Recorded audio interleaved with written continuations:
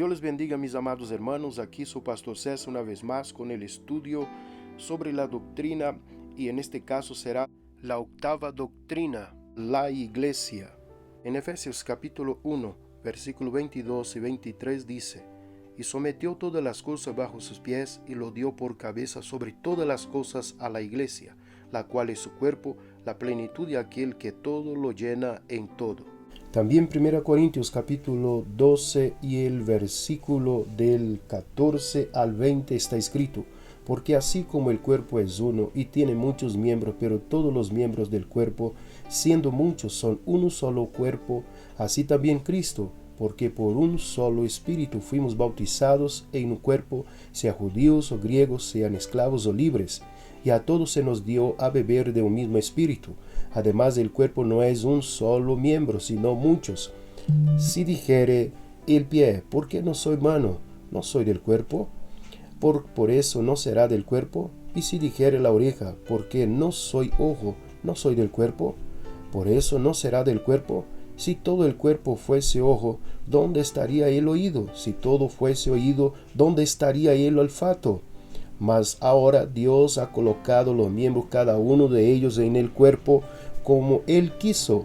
Porque si todos fueses un solo miembro, ¿dónde estaría el cuerpo? Pero ahora son muchos los miembros, pero el cuerpo es uno solo.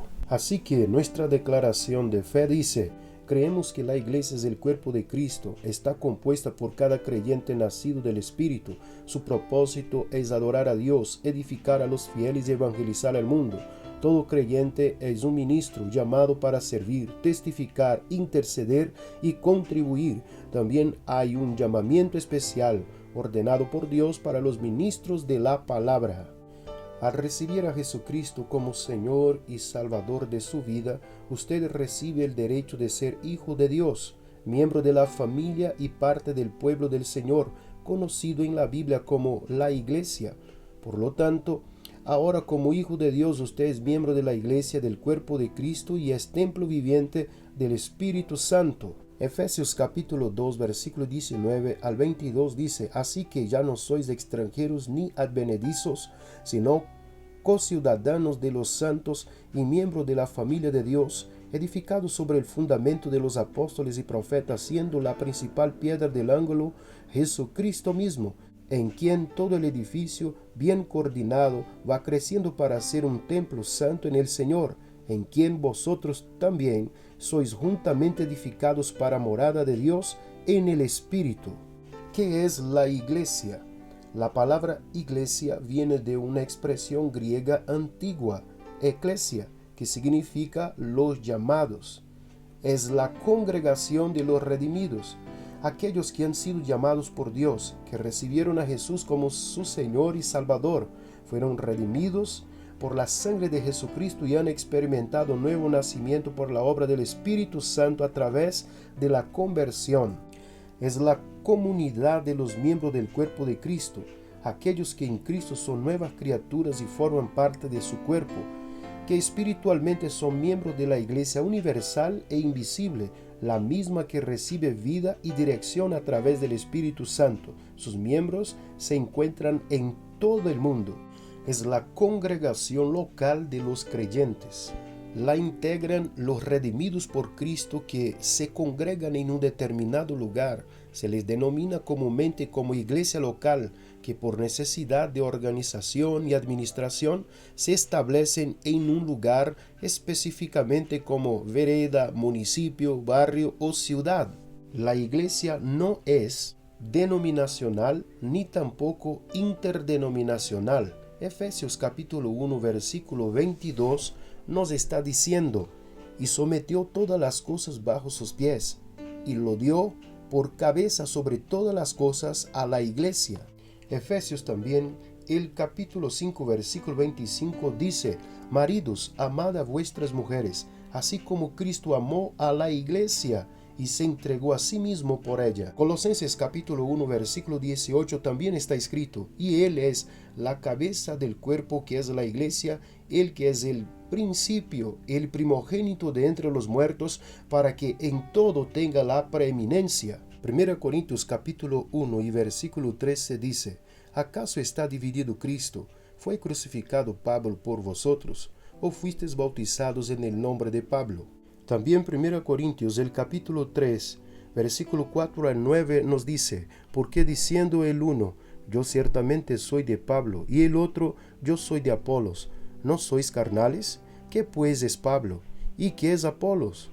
Servidores por medio de los cuales habéis creído, y eso según lo que a cada uno concedió el Señor. Yo planté, Apolo regó, pero el crecimiento lo ha dado Dios. Así que ni el que planta es algo, ni el que riega, sino Dios, que da el crecimiento, y el que planta y el que riega son una misma cosa. Aunque cada uno recibirá su recompensa conforme a su labor, porque nosotros somos colaboradores de Dios, y vosotros sois labranza de Dios, edificio de Dios. La iglesia también no es una secta. Efesios capítulo 4, versículo 4 al 6 está escrito, un cuerpo y un espíritu, como fuisteis llamados también en una misma esperanza de vuestra vocación, un Señor, una fe, un bautismo, un Dios y Padre de todos, el cual es sobre todos y por todos y en todos. Quiero hablar del propósito de la iglesia. Los propósitos de la iglesia fueron establecidos por el Señor Jesucristo y están revelados en la Biblia. Son 5. Primero propósito, la adoración. Juan capítulo 4, versículo 23 y 24 está escrito, mas a la hora viene, y ahora es, cuando los verdaderos adoradores adorarán al Padre en espíritu y en verdad, porque también el Padre tales adoradores busca que le adoren. Dios es espíritu, y los que le adoran en espíritu y en verdad es necesario que adoren. Marcos capítulo 12, versículo 30 también nos está diciendo, y amarás al Señor tu Dios con todo tu corazón, con toda tu alma, y con toda tu mente, y con todas tus fuerzas. Este es el principal mandamiento. La iglesia existe para adorar a Dios. Todo creyente debe expresar su amor al Señor adorándole en espíritu y en verdad. A través de toda la Escritura se nos manda celebrar la presencia de Dios, magnificando al Señor y exaltando su nombre. Salmo 34, versículo 3 nos está diciendo, engrandeced a Jehová conmigo y exaltemos aún a su nombre. Dios espera de sus hijos gratitud y amor que nos mueva a una adoración y alabanza alegre y gozosos. Segundo propósito de la iglesia, el evangelismo.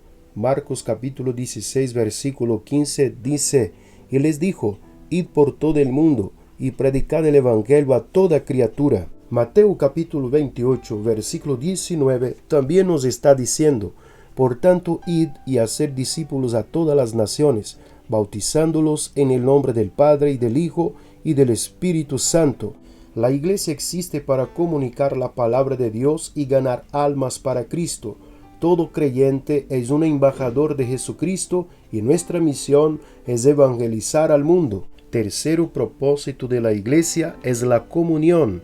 Hechos capítulo 2, versículo 42 nos está diciendo, y perseveraban en la doctrina de los apóstoles, en la comunión unos con otros, en el partimiento del pan y en las oraciones. Como hijos de Dios somos llamados a pertenecer a la familia de Dios y ser miembros del cuerpo de Cristo. El creyente debe desarrollar la comunión, el compañerismo fraternal en el vínculo del amor.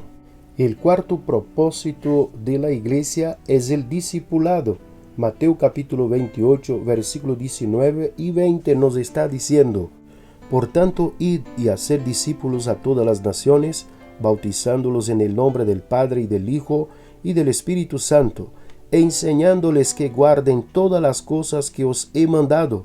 Y aquí yo estoy con vosotros todos los días, hasta el fin del mundo. Amén. La iglesia existe para edificar o educar al pueblo de Dios. Todo creyente debe ser un discípulo de Jesús, estar dispuesto a aprender, crecer y madurar en la fe. Como discípulo, el creyente debe tener el carácter de Cristo en sus pensamientos, sentimientos y acciones. El quinto propósito de la iglesia es el servicio.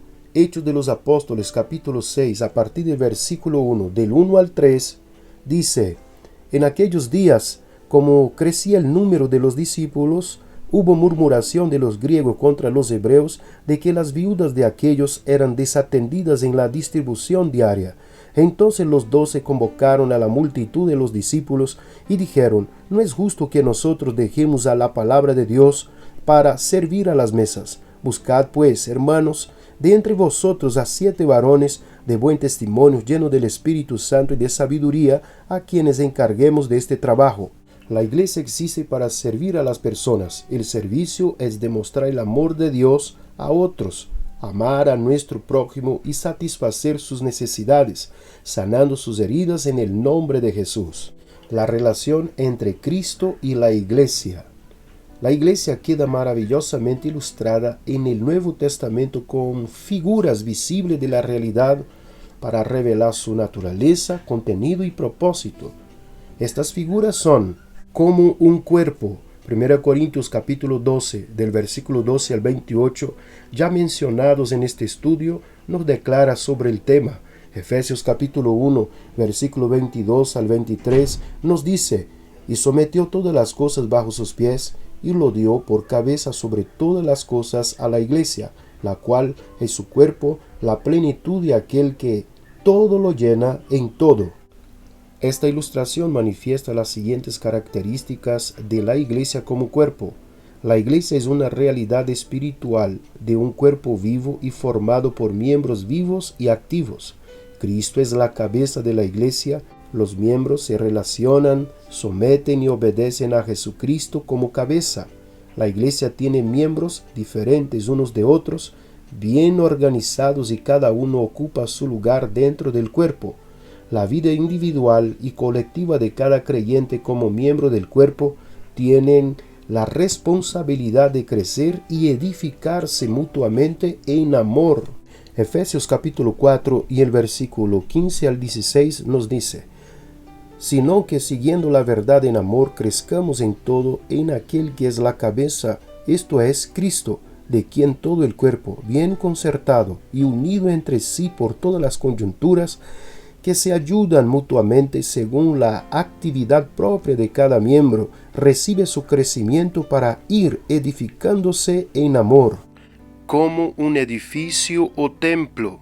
Efesios capítulo 2, versículo 20 al 22 está escrito: edificados sobre el fundamento de los apóstoles y profetas, siendo la principal piedra del ángulo Jesucristo mismo, en quien todo el edificio bien coordinado va creciendo para ser un templo santo en el Señor, en quien vosotros también sois juntamente edificados para morada de Dios en el Espíritu. También en 1 de Pedro capítulo 2 de versículo 4 y 5 dice: acercándoos a él, piedra viva, desechada ciertamente por los hombres, mas para con Dios escogida y preciosa, vosotros también como piedras vivas, sed edificados como casa espiritual y sacerdocio santo, para ofrecer sacrificios espirituales aceptables a Dios por medio de Jesucristo.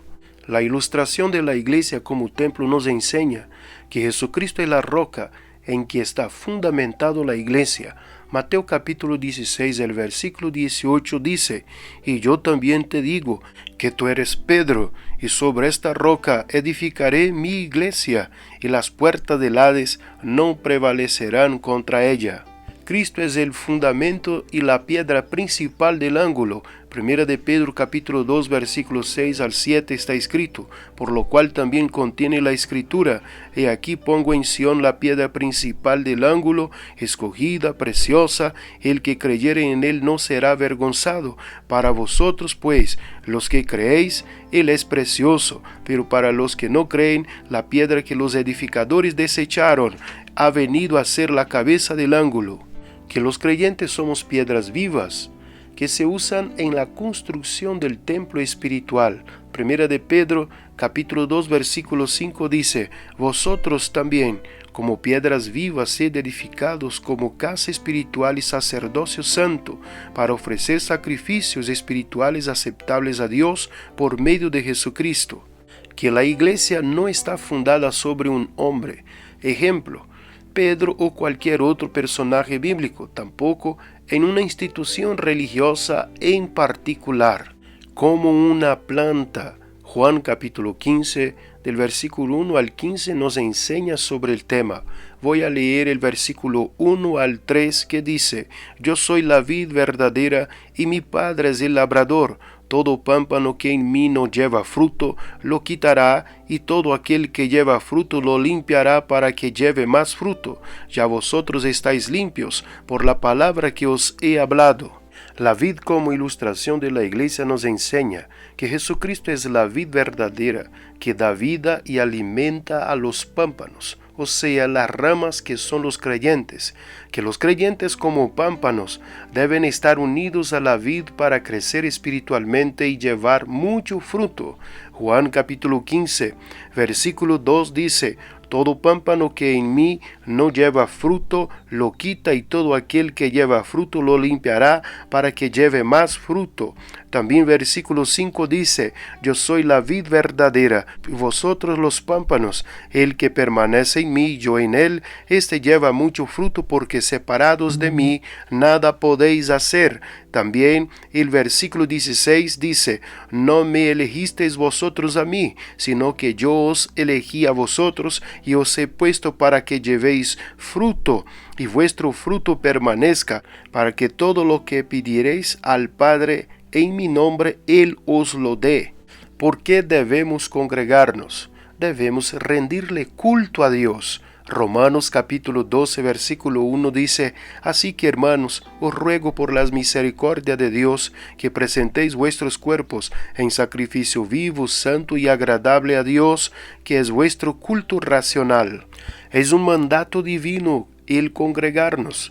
Hebreos capítulo 10, versículo 24 al 25 dice: Y considerémonos unos a otros para estimularnos al amor y a las buenas obras, no dejando de congregarnos como algunos tienen por costumbre, sino exhortándonos, y tanto más cuanto veis que aquel día se acerca.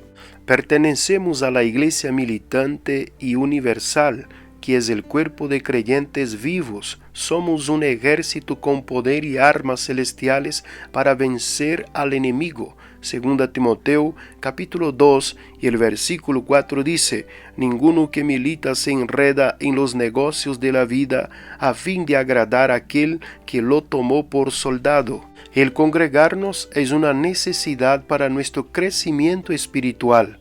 Hechos capítulo 2 versículo 43 al 47 dice: Y sobrevino temor a toda persona, y muchas maravillas y señales eran hechas por los apóstoles. Todos los que habían creído estaban juntos y tenían en común todas las cosas, y vendían sus propiedades y sus bienes, y lo repartían a todos según la necesidad de cada uno, y perseverando unánimes cada día en el templo, partiendo el pan en las casas, comían juntos con alegría y sencillez de corazón, alabando a Dios y teniendo favor con todo el pueblo, y el Señor añadía cada día a la iglesia los que habían de ser salvos.